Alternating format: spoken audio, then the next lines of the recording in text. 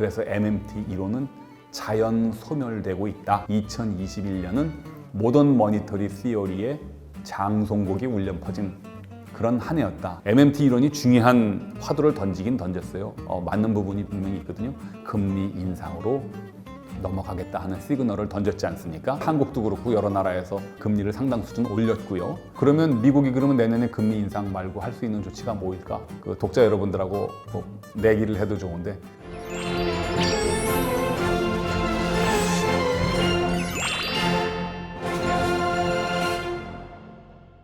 지난 시간에 이어서 2021년 경제 분야를 한번 돌아보도록 하겠습니다. 지난 시간에 재정정책을 다뤘으니까 이번에는 통화정책을 다루도록 하겠습니다. 통화정책과 관련돼서 2021년에 화두를 두 개 꼽는다면 저는 현대화폐 이론, MMT, 모던 머니터리 시어리, 두 번째로는 미 연준을 시작으로 지금 확산되고 있는 금리 인상 움직임, 그 두 개를 뽑아봤습니다. MMT 한 2, 3년 전부터 전 세계를 뜨겁게 달궜죠. 특히 작년에 미국 대선 과정에서 후보로 나왔었던 상원 의원하고 오카사 코르테스 하원 의원인가요? 그 두 사람이 MMT 이론을 들고 나와가지고 전 세계가 이게 뭐야 하고 이제 관심을 가진 적이 있었는데요. 화폐는 우리가 학교에서 배울 때 물물 교환의 불편함을 해소하기 위해서 사람들이 시장에서 상거래를 하다가 고안해낸 물건이다 이렇게 배웠지 않습니까? 이거는 자유주의 진영에서 만들어내는 하나의 허상이고 실제 인류 역사를 보면 그렇지 않다. 화폐는 부족장이 되었든지 국가의 수반이죠. 왕이 되었든지 이 통치자가 세금을 걷기 위해서 고안해낸 물건이다. 내가 앞으로 세금을 요런 금속 쪼가리로 세금을 받을 테니까 너희들은 각자 이거 10개씩 세금으로 내 해서 국가가 법정 통화로 지정하는 순간 그게 화폐가 돼서 쓴 것이기 때문에 화폐의 존재 이유는 납세 수단이라는 데서 찾을 수 있다. 그런데 그걸 많이 발행하면 문제가 되느냐? 돈이 너무 많이 풀렸어?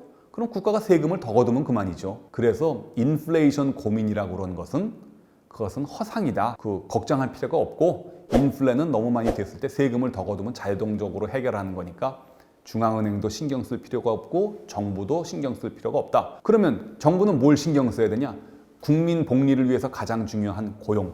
지금 글로벌 금융위기 이후 코로나19 위기 이후 가장 중요한 게 고용이니까 고용이 나쁘면 정부는 얼마든지 국채를 발행해서 그 돈으로 땅을 파고 중앙은행은 그 국채를 사주면서 돈을 풀어라. 즉 재정정책과 통화정책이 자전거 앞바퀴 뒷바퀴처럼 같이 맞물려서 돌아가는 것이야말로 지금 세계적인 코로나19 위기를 해결하는 가장 빠른 방법이고 가장 효과적인 방법이다. 이런 해법을 제시하는 게 MMT 이론인데요. 좋던 싫던 MMT 이론이 말 같지도 않은 이론이라 세계 각국의 중앙은행 총재들은 그렇게 폄하를 하는데 그거에 관계없이 지금 전 세계는 MMT 이론대로 돌아갔거든요. 각국의 중앙은행의 자산 규모를 보면 막 급속도로 늘어났습니다. 그게 다 그 나라 정부가 발행하는 국채를 사주느라고 소위 말하는 양적 완화 때문에 그런데요. MMT 이론은 믿든 안 믿든 아무튼 세상은 그렇게 움직여 가고 있습니다.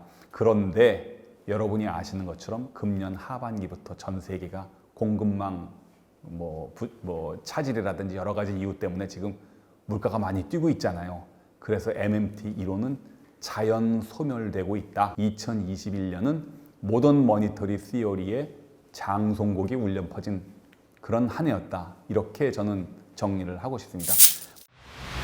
모던 머니터리 시어리라고 하는데 모던도 의심스럽고요. 머니터리도 아니고 시어리도 아니라고 저는 그렇게 생각합니다. 모던 머니터리에서 모던이 왜 아니냐 하면요. 별로 새로운 게 아니거든요. 실제로 11세기에 영국의 헨리 1세라는 왕이 있었어요. 돈을 아주 펑펑 썼거든요. 세금을 걷는 거 이상으로 돈을 쓰니까 돈 많은 사람들을 몰래 불렀어요. 그래가지고 너랑 나랑 차용증을 쓰자. 그래서 몰래 차용증을 쓰고요. 우리나라에서 부저를 만들어서 두 개 딱 부러뜨려가지고 이렇게 징표로 하나씩 나눠 갔듯이 왕한테 돈을 빌려준 상인하고 부저를 만들어서 뚝 잘라가지고요. 내가 당신한테 빚진 이게 증서가 여기 있어 하고 나눠줬는데 상인들이 그 돈을 가만히 받아가지고 내가 왕한테 10,000파운드를 받을 게 있는데 이거 언젠가 내가 세금을 내야 되는데 이거 갖고 그러면 상거래에서 쓰자 해서 다른 상인들하고 거래하고 물건 살고 그럴 때 그거를 나눠줬어요. 그것의 이름이 스탁입니다. 나중에 700년 뒤에 주식회사가 나왔을 때 주식을 스탁이라고 한 이유는 이거 옛날 헨리 1세한테 받았던 거랑 똑같이 생겼네. 이거 무슨 권리 증서네 해가지고 스탁이란 말이 거기서 나온 거거든요. 상인들 사이에서 지급수단으로 사용이 됐습니다.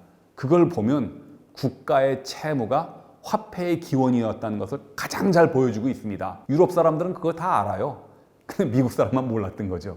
그래서 유럽 사람들은 미국에서 최근에 나온 MMT 이론을 아무도 거들떠도 보지 않습니다. 저게 무슨 모던이야. 옛날 고리짝기인데 하고.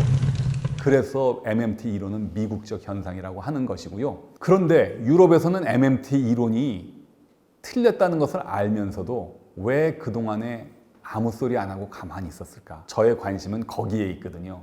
유럽 사람들이요, 그 금융을 리드하고 모든 제도라든지 철학이라든지 하는 게 다 유럽에서 나왔는데 2차 세계대전 이후에 미국이 전 세계를 주름 잡으면서 미국을 쫓아가기 바빴어요. 미국의 무엇을 쫓아가기 바빴느냐? 미 연준이 휘두르고 있는 통화주의적 사고방식, 통화량만 적당히 조절을 하면 인플레도 없고 고용 실업도 없는 아주 좋은 상태를 유지한다.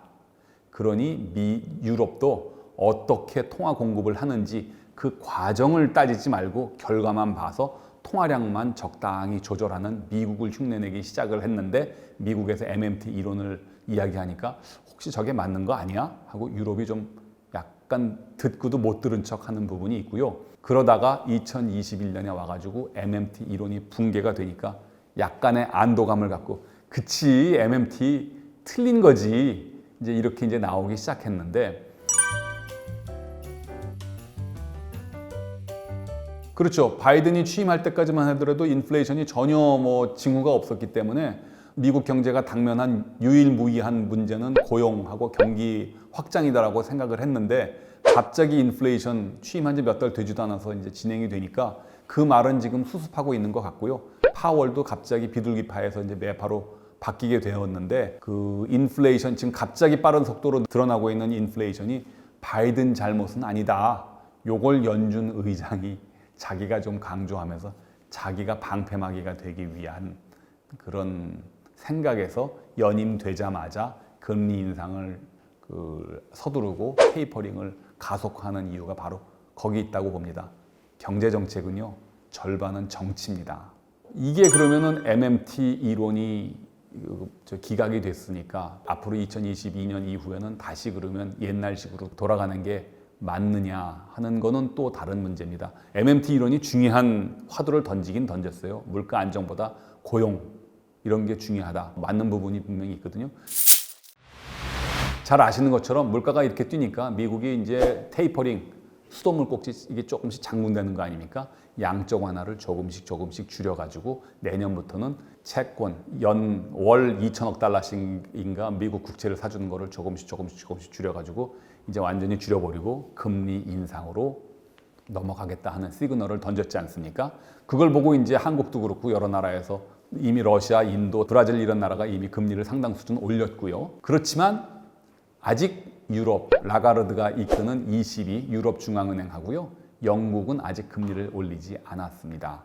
그 나라들은 여전히 현재 진행되고 있는 인플레이션은 공급망 차질에 의한 일시적인 현상이라고 보고 미국처럼 빠른 속도로 금리 인상, 긴축 정책으로 돌리지 않겠다고 이렇게 선언을 했는데 고민은 많을 것 같습니다. 미국이 저러는데 혼자 양적 완화를 계속한다는 이야기는 유로화하고 파운드화의 가치가 떨어진다는 이야기가 아니겠습니까? 그러면 가치가 떨어지면 수입 물가가 올라가고 그래가지고요. 좋던 싫던 유럽과 영국도 유로 지역과 영국도 인플레이션이 점점 더 심해진다는 얘기니까 고민은 좀 많을 텐데 아무튼 아직까지는 공식적인 긴축 정책으로 선언은 하지 않았고요. 우리나라도 인플레이션의 원인을 통화적인 요인과 비통화적인 요인으로 나눠볼 수가 있는데 지금 정부가 비통화적 요인에 의한 물가 상승이 혹시 국민들한테 나쁜 영향을 주거나 불안감을 줄까 봐 지금 정부가 전기요금, 수도요금 지금 올리려고 그러는 거 못 올리고 있지 않습니까? 그건 비통화적 요인에 의한 물가 상승을 잡으려고 하는 거고요. 한국은행이 금리 인상을 조금씩 서두르고 있는 것은 통화적 요인에 의한 물가 상승을 잡으려고 하는 건데 두 개가 그 상승 작용을 이용하면 물가를 잡을 수는 있겠지만 또 잘못하면 또 너무 미국 흉내를 너무 쫓아가면 뭐 뱁새가 황새 쫓아가다가 가랭이 찢어질 수도 있으니까 고민이 깊어질 수밖에 없습니다. 제가 이제 한 가지 팁을 드릴게요. 2021년 전망만 했는데 그럼 내년에 어떻게 될 것이냐? 저는 아까 말씀드린 것처럼 이 두 가지를 생각해 볼 수가 있을 것 같아요. 미국은 서둘러 금리를 인상을 하면요, 달러 가치가 높아집니다. 유럽하고 파운드화가 그렇지 않으면요, 상대적으로 파운드화하고 유로화 가치는 떨어집니다. 그 중간에 있는 중국은 어떻게 하겠습니까? 지금 미국하고 중국이 티격태격하고 뭐 여차하면 중국이 갖고 있는 미국 달러화를 다 팔아제껴가지고 미국을 곤란하게 만든다 하는 시나리오, 그 음모론을 이야기하는 사람도 있는데요.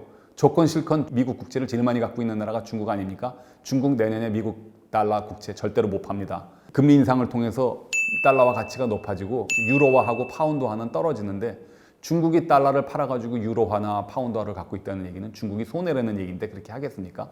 그 연준의 금리 인상은 어쩌면 중국이 미국에서 돈을 못 빼나가게 하기 위한 하나의 전략일 수도 있다. 이렇게 보실 수가 있겠고요. 그러면 한국은 어떻게 될까? 한국의 고민입니다. 달러화가 강세가 되고 원화가 약세가 되면 수출은 조금 좋아지겠지만 자국 통화 가치를 약세로 만들어서 수출만 늘리는 게 장땡이냐? 그렇지는 않거든요.